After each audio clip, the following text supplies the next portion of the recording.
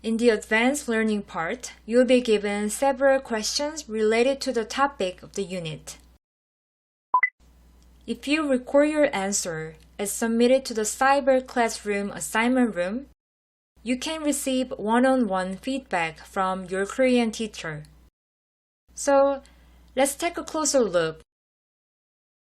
Advanced learning part proceeds in the order of practice and recording. In the practice phase, you can check the questions that will be asked in the recording phase in advance and prepare your answers. You can check each question by clicking the Q1 to Q6 buttons. Also, an example answer will be provided at the bottom of each question, so you can use them to prepare your own answers. It is okay to use the example answer, or you can freely answer by applying what you have learned before, the advanced learning part. If necessary, you can also type your own answers in the memo box.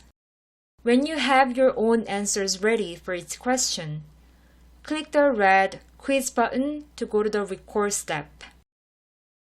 During the recording phase, you will listen to the questions without any text so that you can perform in an environment similar to a real communication situation.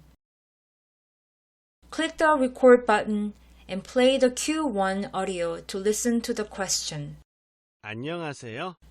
And answer it properly. 네, 안녕하세요. After you have answered, click the next button to move on to the next question. 몇 시에 자요?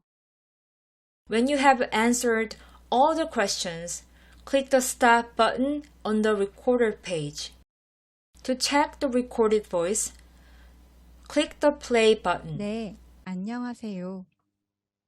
And to re-record, press the red record button again.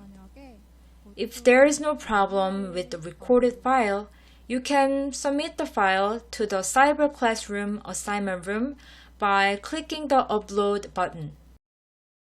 You can check the uploaded audio file and the teacher's feedback in the Cyber Classroom speaking assignment room. How is it? Did you understand? If you have any additional questions, please contact the Q&A bulletin board in the Cyber Classroom or email us at 30daykorean@gmail.com. So let's start advanced learning.